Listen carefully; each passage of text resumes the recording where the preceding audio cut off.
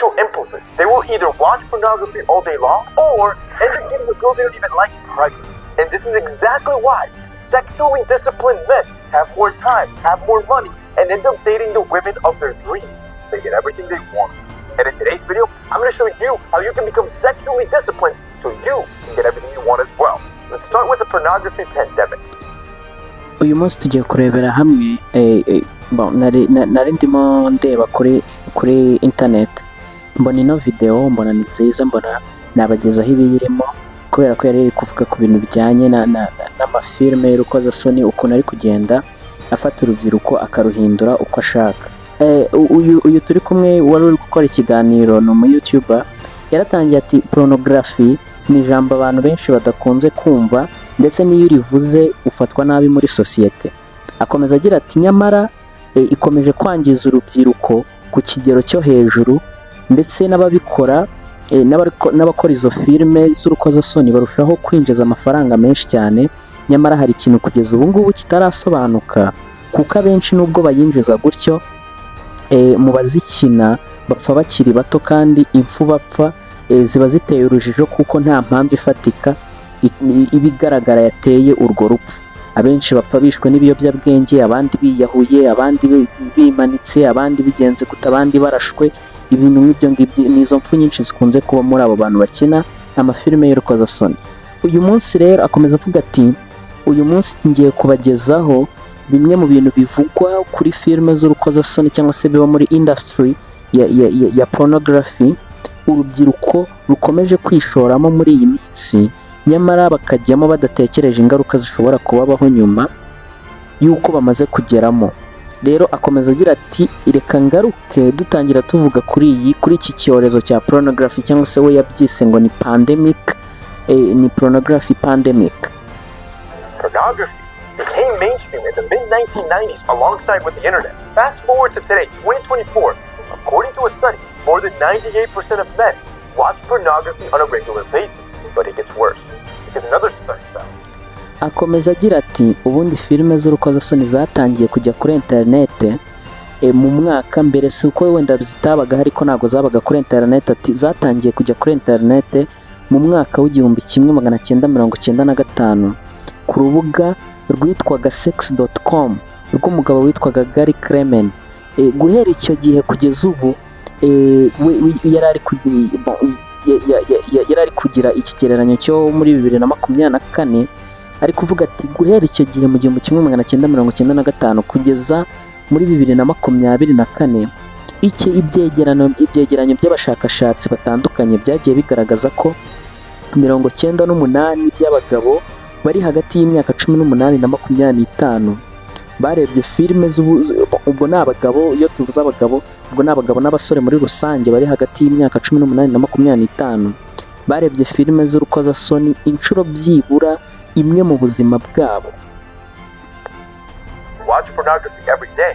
The worst offenders are so addicted that they watch it multiple times a day. Now, if this is you and you know who you are, I'm gonna need you to watch this video to the very end, or else you will remain sexually undisciplined for the rest of your life, which will limit you from getting your. Akomeza agira ati ubundi bushakashatsi bwakozwe bwagaragaje ko muri rusange 68% by'abagabo n'abasore ndetse na 27% by'abagore n'abakobwa bareba filme z'urukozasoni buri munsi. Naho abagabo n'abasore bari hagati y'imyaka 16 kugeza kuri 24, 17% byabo nabo bareba filme z'ubusambanyi buri munsi. Nta munsi n'umwe uciyemo buri munsi ariko babireba. Muri kumva ko iki kigero kiri hejuru ku buryo buteye ubwoba.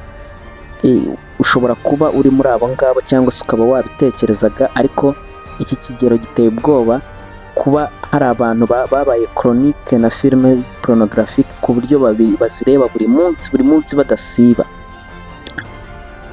Buri wese rero yakomeje agira ati buri wese ariyizi, mbega nta muntu ukuzi kurusha uko wiyizi keretse Imana. Akomeza kuvuga ati rero tugiye kurebera hamwe uburyo warwanya kugirwa imbata na filme z'urukozasoni cyangwa se z'ubusambanyi, kandi akomeza tubwira ati wabishatse wabishobora. Now I know, most of you are so stuck that you're like, I don't know how to get out of it. But it's because you don't understand how pornography works on your brain. And the reason I know this is because I've been researching this heavy because it was itching me. What?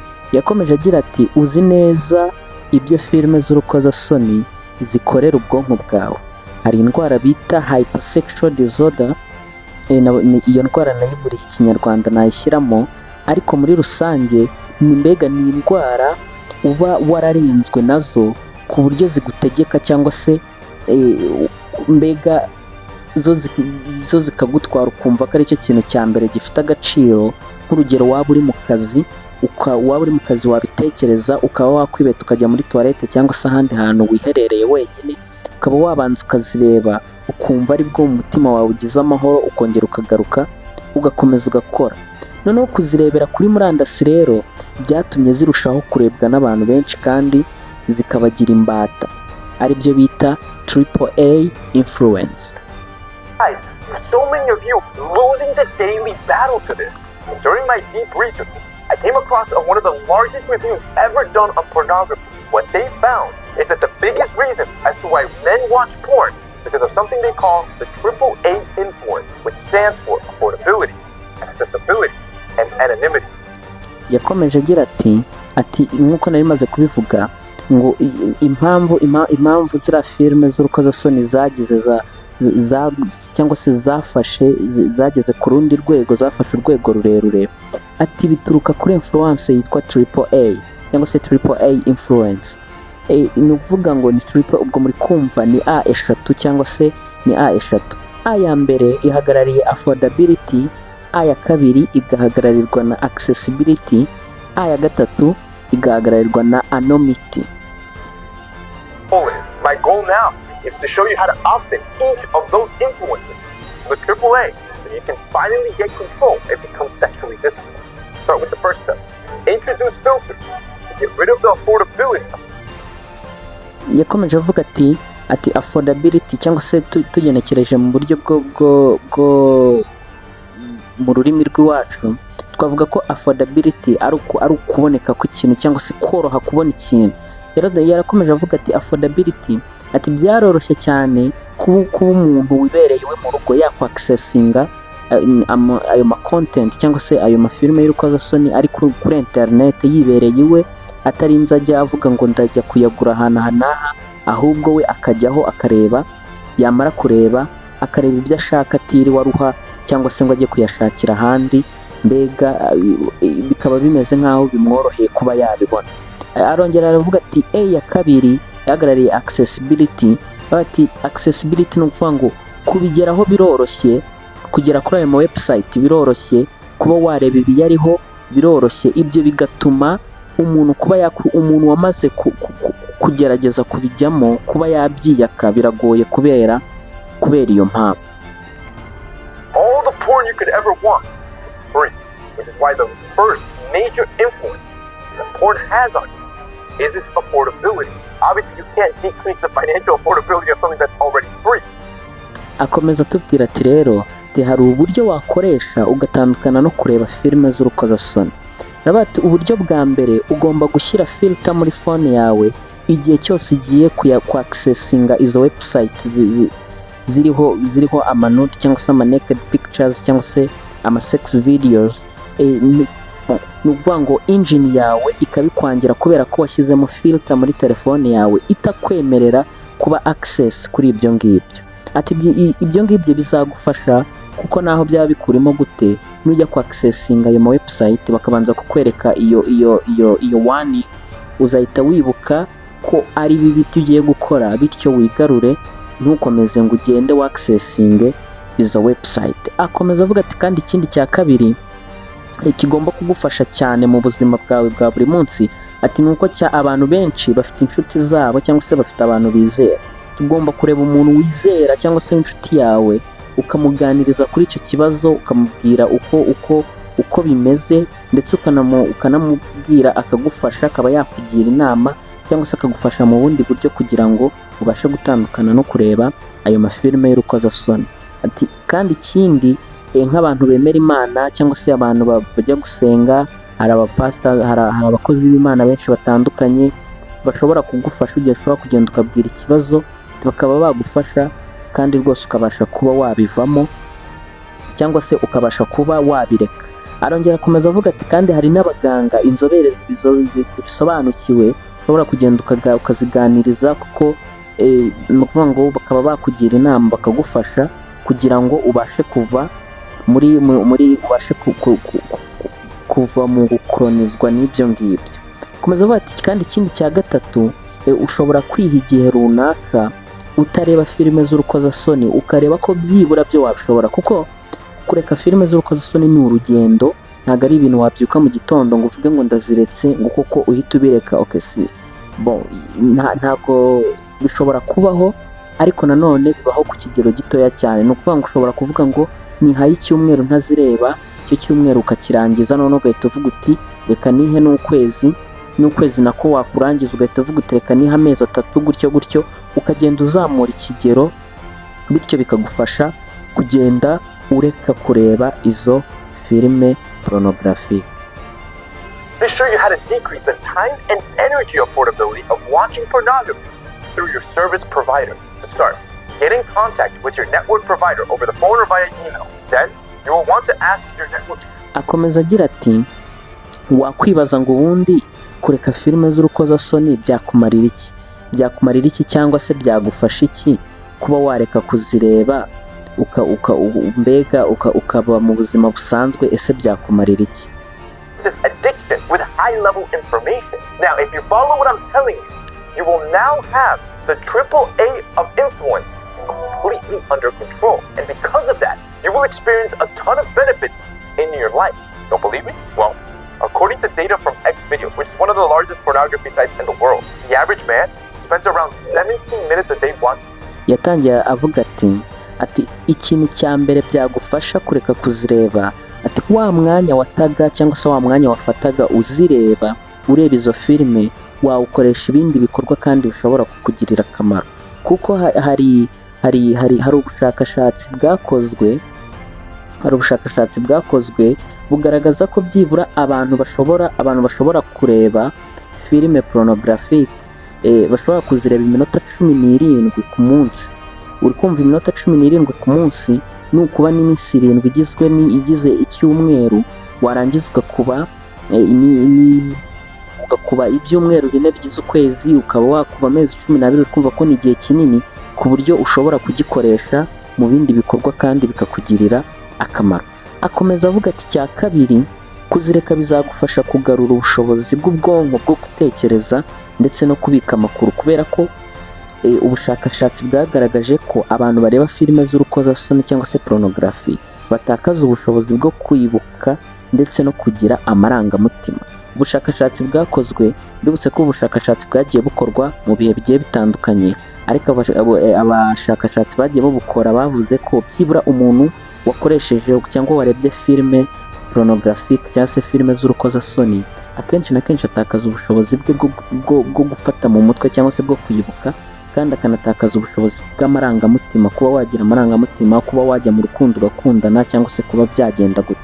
Ibi ngibi rero leta bitujyana no ku ingingo ya gatatu ishobora kugira ikintu gufasha, ni ukuvuga ngo kureka kuzireba bizagufasha muri relationship zawe, kubera ko buriya pornography cyangwa se filime z'urukozasoni ituma utekereza ko mbega uko wabibonye bigenda ariko no mu buzima busanzwe bigomba kugenda, kandi nyamara ntabwo ariko bimeze, kubera ko bariya baba bari kwakitinga, ni abakinnyi baba bameze nk'abari gufilima filime hariya kugira ngo abazikonsuminga bazanezerwe bitewe n'ibyo babonye.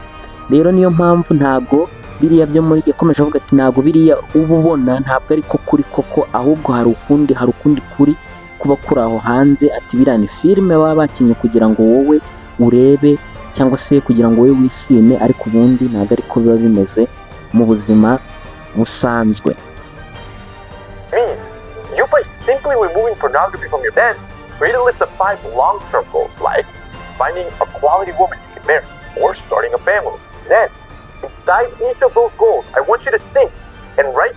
Akomeza agira ati kandi nanone mu bijyanye n'iyobokamana turabizi ko twese Imana cyangwa se ijambo ry'Imana cyangwa se Bibiliya itubuza kureba filime z'urukozasoni kubera ko Imana atari byiza ku mibanire yacu n'Imana, kuko buriya porunogarafi ni intwaro ikomeye Satani akoresha kugira ngo arimbure ikiremwa muntu, cyangwa se kugira ngo abe yatumaraho, cyangwa se kugira ngo abe yaca ubusabane buri hagati yacu n'Imana. Rero niyo mpamvu nabyo kuzireka kuzireba bishobora kugufasha muri ubwo muri urwo rugendo rwo kugira ngo wowe n'Imana mukomeze kubana neza. Prevents you from reaching to Mary. Then I want you to run each of these 10 check boxes next to her, a pretty woman you can focus on. By just doing this, you have now.